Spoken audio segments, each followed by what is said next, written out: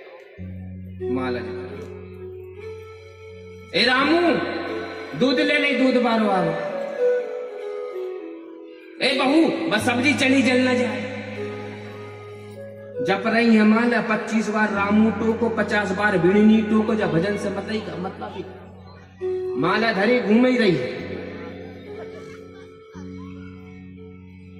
ये ज्ञान होना चाहिए, ये वैराग्य होना चाहिए। मेरी व्यासपीठ कहती है 24 घंटे आप कुछ करो।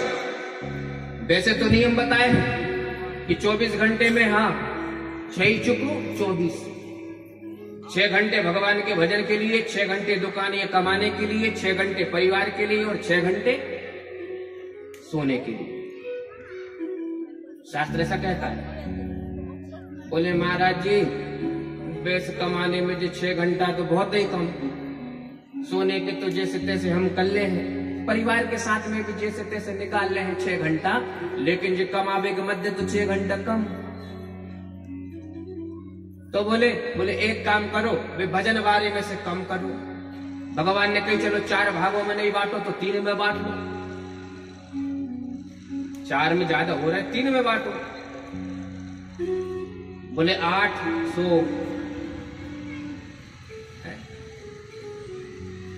भजन करो। 8 में तुम्हें देखा है परिवार ले वो चाहे कमाओ। बोलो भागवत आजकल नौकरी ऐसे ही तो हो।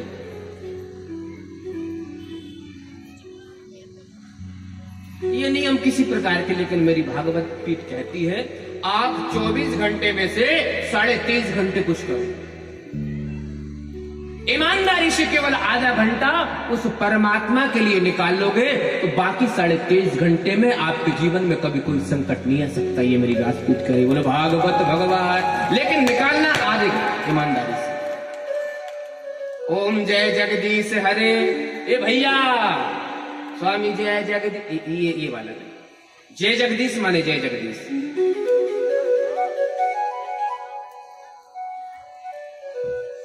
आजकल की दुनिया भगवान से कहती मात पिता तुम मेरे, तुम बिन और न दूजा आस करो किसी। और आखिरी में सुख संपत्ति घर आवे। जब भगवान ही मात पिता सब कछु तो सुख संपत्ति घर का है।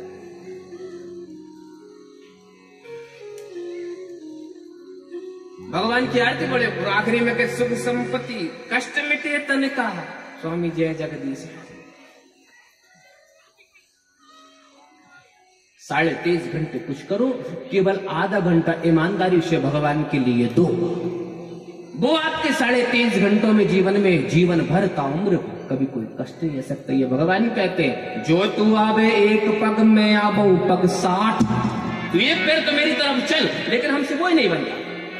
आप जाना संसार में किसी भी तीर्थ में, हर तीर्थ में भगवान खड़ा मिलेगा आपको, कहीं बैठा ही नहीं, क्योंकि भगवान अपने भक्ति रास्ता देखता रहता है।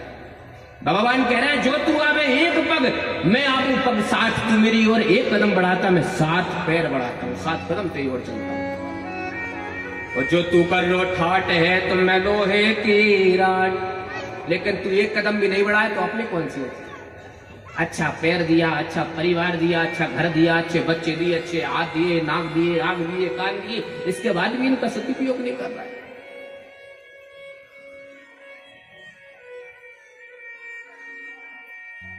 नारद जी कहते हैं जैसे ही गया वो भक्ति माता का परिचय मैंने लिया, ज्ञान वैराग्य को लिया। मैं निवेदन कर रहा हूं कि भक्ति को हम अपनाए जीवन में, लेकिन ज्ञान और वैराग्य के साथ। माला जपे तो माला में भगवान का नाम ले, और ये ध्यान रखें प्रातः ना भी कर्म कुर्यात। ये माला कहती है माला का जपने का। देखो माला के नियम, ऐसे संसार में कई नियम ले, थोड़ा बहुत सुनो। जैसे सुबह के समय हम भगवान की माला करते हैं तो वो नाभि के पर्यंत है, नाभि के पर्यंत। मैंने लोगों को देखा है माला हाथ ऐसे रख ले हैं, धरती में माला झोली लिपटा रही है और भगवान को भजन चल रहा है। अपमान होता है। आप बैठोगे तो लोगों से आसन ले दो, खुद के बैठने के लिए आसन माला धरती में जब पड़ेगा। प्रातः नाभि, सुबह के समय जब हम माला करते हैं तो नाभि के पर्यंत हो, और मध्यान्ह हृदय मध्य में भगवान का, और सायंकाले बोले नासिका पर्यंत हाथ हो हमारा तब माला जपना चाहिए, ये नियम है। सज्जनों, माताओं, बहनों, अपने जीवन में कुछ नियम, और फिर बाद में हम कहते हैं हम खूब भगवान को भजन करें, इसलिए कि हम गृहस्थ हैं और कर्म कांड हम करते हैं। तो कांड बनेंगे कब? जब कर्म करेंगे। जिस प्रकार का कर्म करोगे उस प्रकार के कर्म कांड बनेंगे, इसलिए तो कर्म कांड कहते हैं। जो कर्म अच्छा करोगे तो अच्छे कांड बन जाएंगे। हाँ, जैसे सुंदर कांड, जैसे बाल कांड, भगवान ने अच्छे कांड करे ना राम जी ने, इसलिए तो 7 कांडों वाली रामायण बन गई। तो नहीं तो और भी कहां के कांड बने हैं, आप सबने देखो। मैं निवेदन आपसे ये करना चाह रहा हूं, भक्ति माता को जीवन में लाना है, ज्ञान वैराग्य को अपने जीवन में उतारना है। तो सज्जनों, भगवान की ज्यादा से ज्यादा कथाओं को अपने जीवन में, लेकिन वृंदावन में भक्ति को ही नारद जी ने ज्ञान वैराग्य के बुढ़ापे के कारण खिन्न मना देखा। तो नारद जी ने भक्ति माता को वचन दे दिया कि मैया देखो, अभी तुम्हारे बच्चों के बुढ़ापे को दूर करता हूं। और सज्जनों, माताओं, बहनों, भक्ति के माता के बच्चों को यानी ज्ञान वैराग्य के बुढ़ापे को दूर करने के लिए बोले नारद जी ने क्या किया? बोले उनके कान में, हाँ, गीता जी का पाठ, वेद का पाठ, वेदांत का पाठ आदि आदि चालू कर दिए। गणानंत वा गणपति गुंगवा महे प्रियानंद वा प्रियपति आदि आदि।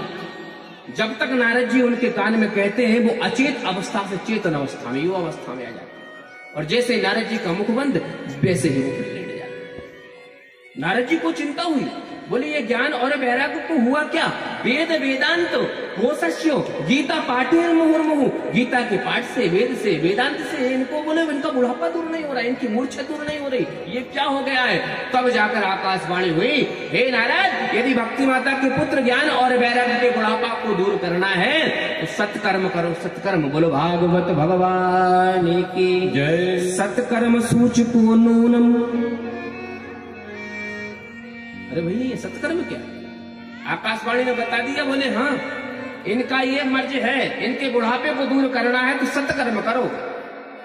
अब दवाई का नाम तो बताओ साहब। आराम तो तभी लगेगा, केवल बीमारी का नाम जानने से आराम थोड़ी लग जाता है। आराम तब लगेगा तब औषधि, तब दवाई हमको मिलेगी। ज्ञान वैराग्य का बुढ़ापा दूर करना है तो सत्कर्म करो। तो सत्कर्म है क्या? नारद जी ने सोचा कि अपने को नहीं मालूम है, चलो संतों के आश्रम में तो मुंह की भूयास्तता। बोले संतों ने मन में ये सोचा उस समय के संतों की बात कर रहा हूं, आज तो कहने क्या होता। बोले कछु ने सुना कि नारद जी आ रहे हैं, कछु बात पूछने के लाने, तो मुंह की भूयास मन धारण कर लिया। क्यों? बोले जो नारद जी को नहीं पता अपने को कैसे मालूम पड़ेगी? नारद जी पूछेंगे नहीं पता पाएंगे तो बेइज्जती होगी, इसलिए मुंह की भूयास कि अंतस्ते पलाए ना कोई आश्रम छोड़ के भाग जाए। बोले ना नारद जी से भेंट होगी और न बेइज्जती होगी।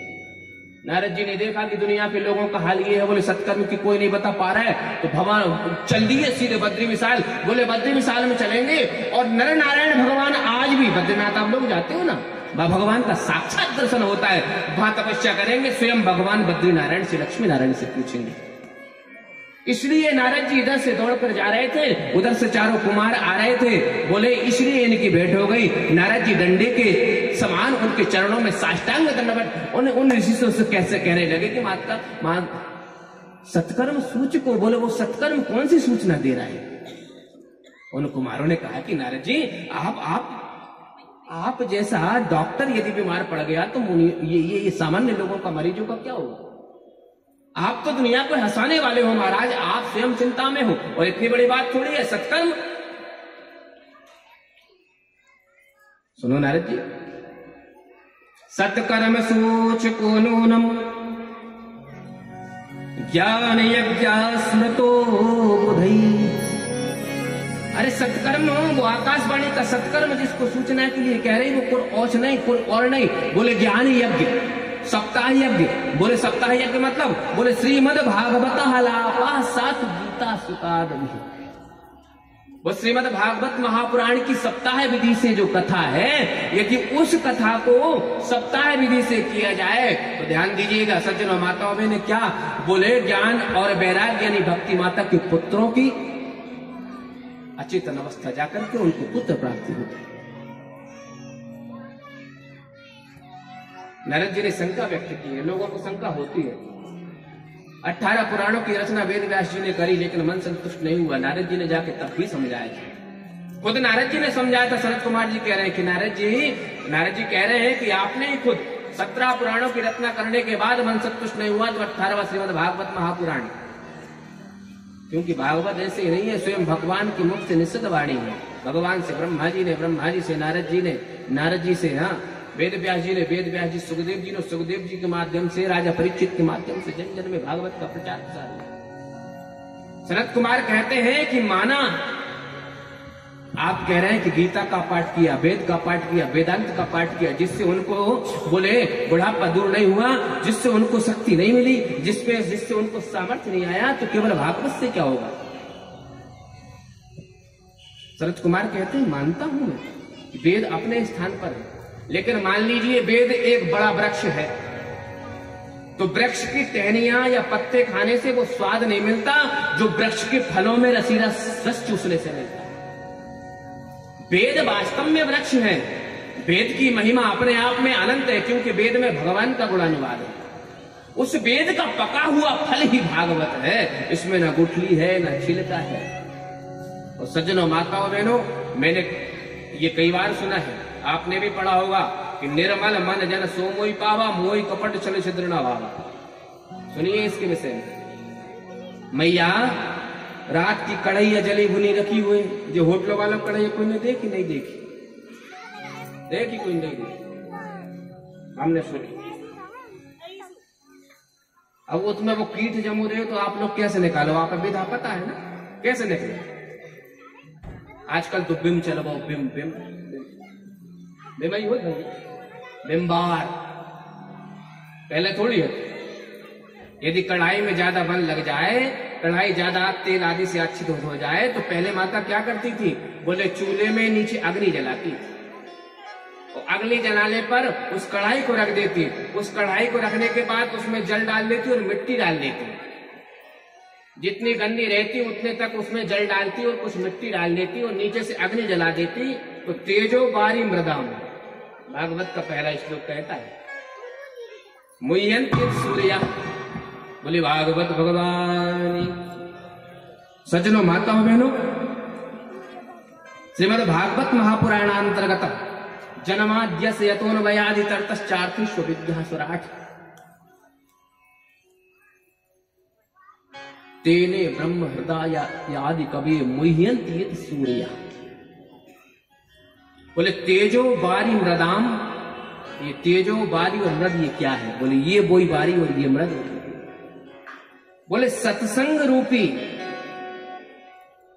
जल लो, सत्संग रूपी जल लेकर के भगवान की कृपा रूपी फल प्राप्त करो।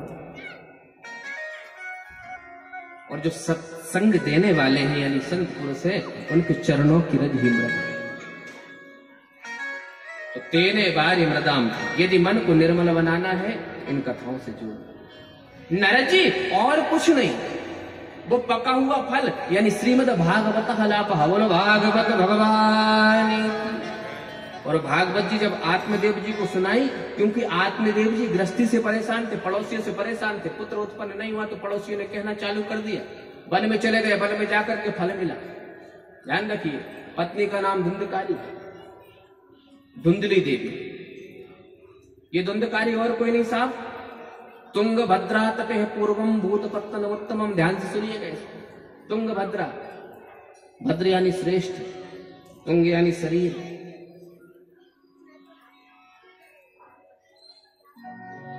ये मनुष्य शरीर ही तुंगभद्रा है। आत्मदेव इस जीवात्मा को हम कहते हैं, और प्रत्येक जीवात्मा की पत्नी का नाम बुद्धि। अच्छा धुंधली बुद्धि कैसी? बोले कुतर्किणी, हर बात में कुतर्क करे। तो जिसके जीवन में, जिस जीवात्मा के जीवन में उसकी पत्नी यानी बुद्धि यानी कुतर्किनी होगी तो धुंधकारी पैदा होगा। तो धुंधकारी पैदा होता था, सब लोग जानते हैं। ये धुंधकारी कथा है। नारद जी को जब विशेषता सुनाई तो नारद जी सदा सेव्या श्रीमद् भागवती कथा, जब कहा कि भागवत की कथा को जीवन में जितनी बार मिले उतनी बार सेवन करो, तो महाराज बोले सेवन क्यों करें, क्या लाभ होगा? अरे बोले जीवन के ऐसे कौन से लाभ नहीं है जो भागवत कथा को सुनकर के प्राप्त ना हो। जो भी जिन मन में इच्छा हो, जो भी कामना से, निष्काम भाव से, कैसे भी करके यदि भगवान की कथा हम श्रवण करते हैं तो आपको लाभ जरूर प्रदान करते हैं। नारद जी ने प्रश्न कर दिया, महाराज कोई धर्मात्मा सुने, कोई महात्मा, कोई पुण्यात्मा सुने और भगवान की कथा सुनकर के उसका उद्धार हो जाए, उसको लाभ मिल जाए, तो इसमें आश्चर्य की बात नहीं, क्योंकि वो तो धर्मात्मा है, पुण्यात्मा है, महात्मा है। लेकिन कोई पापी यदि भगवान की कथा सुनता है तो उसको क्या लाभ मिलेगा? क्या किसी दुष्टात्मा को, दुरात्मा को भगवान की कथा सुनने से लाभ मिलता है? तो सुनो नारद जी, कैसे कैसे लोगों को भगवान की कथा सुनने से क्या लाभ मिलता है, सुनिएगा। पुण्यात्मा की बात तो आपको मालूम है, भगवान की कथा सुनते हैं, पुण्य बढ़ते हैं, घर परिवार सुखी होता है, दुकान व्यापार से लेकर के जो महात्मा बनना चाहे, भगवान की कथा, भगवान के धाम जाना चाहे, सबको सब प्रकार का मिल जाता है। ये पुण्यात्मा की बात। और पापात्माओं में बोले ए मानवः पाप कृतस्तु सर्वदा सदा दुराचार्य रता विमार्गतः क्रोधादिदग्नः दग्धः कुटिलाश्च कामिनः सप्ताहि यज्ञेन कलौ पुनन्ति ते। बोले दुष्टात्मा, दुरात्मा भगवान की कथा सुने, बोले दुरात्माओं की बात छोड़ो, ऐसे पापी की बात करो। बोले ए मानवा पाप कृतस्तु सर्वदा, जो बोले वर्णशंकर पद्धति से उत्पन्न हो। वर्णशंकर आप जानते हैं किसको कहते हैं? वर्णशंकर पंच महापापों में से एक पाप है। 5 पाप श्रेष्ठ बता है, जैसे कुछ पुण्य श्रेष्ठ है ना, ऐसी 5 पाप भी श्रेष्ठ है, पापों में श्रेष्ठता। वर्णशंकर पद्धति से जो उत्पन्न है, माँ किसी जाति की, पिता किसी जाति का, एक वर्णशंकर। दूसरे के घर में आग लगा देना महापाप, भैया भैया में, हाँ देवरानी जेठानी में, सास बहू में लड़ाई करवा देना महापाप, मैया दूसरे की चुगली करवो भी। बोलो भागवत भगवान की, अपने तो नहीं लगे होते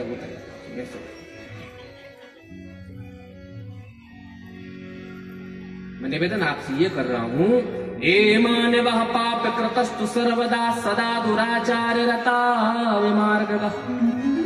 ऐसा दुष्ट दुराचारी जो वर्णशंकर पद्धति से उत्पन्न हुआ हो, जन्म से लेकर के मृत्यु पर्यंत क्रोध में जलता रहे, कामना में जलता रहे, क्रोध काम में जलता हुआ माता पिता को कष्ट देने वाला भी हो और दुराचार जीवन पर्यंत करे और मरने के बाद भूत प्रेत पिशाच जिन्न तक बन जाए, यदि उसके निमित्त उसको भागवत की सप्ताह विधि से कथा सुना दी जाए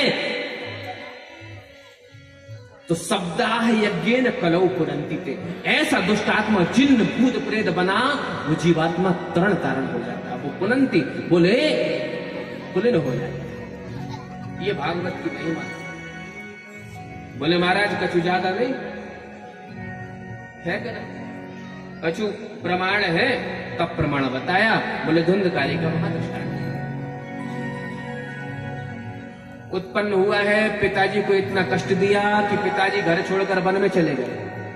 पिताजी गए तो माताजी से धन मांगा, माताजी नहीं दिया तो एक दिन लात मारी, माताजी कुआं में गिर के मर गई। 5 वेश्याओं को घर ले आया, वेश्याओं की पूर्ति करने के लिए चोरी डकैती करने लगा, धन कमाया। वेश्याओं ने सोचा कि इसके द्वारा धन प्राप्त हो गया, राजा की नजरों में आ गया।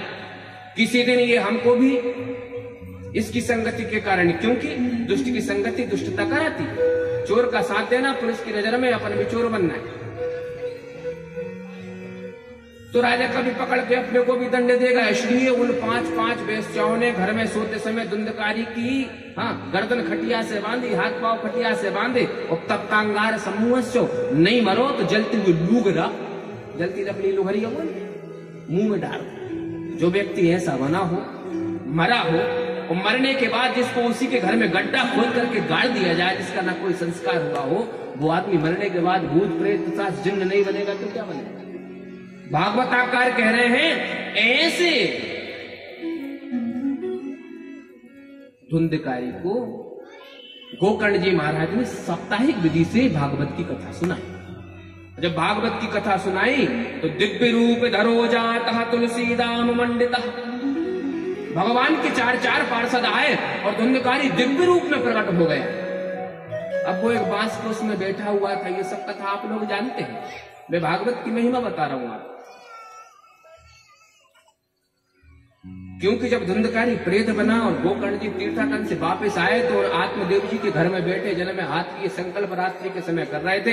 तो संकल्प करते ही सकल में सहत बस्ती, कभी ऊंट सामने, कभी भेड़ सामने, कभी सुअर सामने, कभी भैंस सामने दिखाई जाती। देख करके आश्चर्य हुआ। बोले पंडित जी के महल में जो धर्मात्मा ज्ञानी आत्मदेव, उनके यहाँ पर ये कैसी विचित्रता है? हाथ में जल लिया, संकल्प करके उस आकृति के सामने जो हाथ जोड़े हुए खड़े थे डाला, तो उसमें से आवाज आई, अहम भ्राता तुदयोस्मि धुंधकारी नामतः। मैं और कोई नहीं भैया, तुम्हारा ही भाई धुंधकारी नाम है। स्वकीय नेव दोषेणो ब्रह्मत्वम नाशतम मया, स्वयं के ऐसे दुष्कर्म किए, कुकर्म किए कि भूत प्रेत जिससे पिशाच बनना पड़ा। हे भैया, कोई ऐसा उपाय करो कि मेरी इस प्रेत आत्मा से, इस प्रेतत्व से मुक्ति हो जाए। सज्जनों, धुंधकारी कह रहे हैं, कौन से? गोकर्ण जी से। और गोकर्ण धुंधकारी से कह रहे हैं, भैया माता पिता का पिंडदान कर रहा था मैं गया जी में, जब भी तुम्हारे मृत्यु की सूचना मिल गई। धुंधकारी से कहा है गोकर्ण जी ने, और बोले तुम्हारे नाम के पिंडदान मैंने गया जी में कर दिए। तो भागवत कहती है, गया श्राद्धम सतेनेवो मुक्तिर्मेना भविष्य।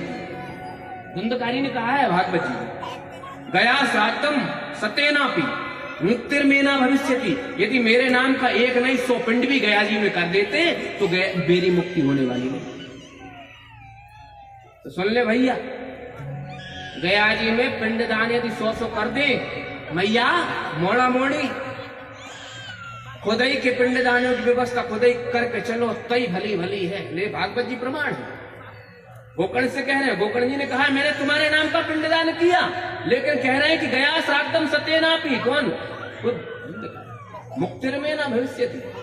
और उस धुंधकारी के लिए भागवत कराए तो दिव्य रूप धरो जाता। यहां भी यही विडंबना हुई थी। स्वयं सूर्य नारायण ने बताया था उपाय गोकर्ण जी को, तो गोकर्ण जी ने यही किया। सज्जनों, माताओं बहनों, जब गोकर्ण जी ने ये किया तो सुंदर 4 हाथ वाले भगवान के पार्षद पीतांबर पहने हुए विमान लेकर आए, और जो बांस था एक एक दिन की कथा में से एक एक उसका पूरा पटता गया, और दिव्य रूप धारण करके जब धुंधकारी प्रकट हुआ तो गोकर्ण जी ने क्या हो रहा है? बोले इसने कथा सुनी ना। कौन ने? बोले धुंधकारी ने। भागवत की कथा सुनने से मुक्ति मिल जाती। यदि भागवत की कथा सुनने से मुक्ति मिलती है तो अत्रैव बहिः श्रोतारो मम निर्मलः। भागवत की कथा सुनने से, मैं ये ध्यान से सुनो, बोलो भागवत भगवान की जय। हमने कल कही थी, यदि कोई ये बात करे देख ले हमारे 5 मिनट बढ़ जाए। इन लोगों के लिए आधी आरती हम कर रहे हैं, आप लोग 8 बजे तक बैठे, 10 मिनट और लेंगे, आपका ध्यान रखिए। हाँ, ते में 5 मिनट न बढ़ पाए। यदि कोई बात कर दिखा हमारे 5 मिनट अपन वापस। आप देखो बात करते थे, साधु संत महात्मा तो है ही नहीं, हम भी गृहस्थी हैं। दाढ़ी वाड़ी पक वैसे गई, लेकिन उम्र 36 ही की है, वास्तव में बता रहा। अब छोटी उम्रों के आदमों के जल्दी दिमाग की तो मन चंचल रहता है ना, तो हमारा बढ़ जाए। अब दिमाग बढ़े तो हमारा तुम्हारी कथा की ओर चल जाए, तो हमारी कथा पीछे रह जाए तो बात मिलाने पर। और सही बता रहे, कथा पे अगर मिलाए न छूने चाहे 8 बज जाए, बोलो भागवत भगवान।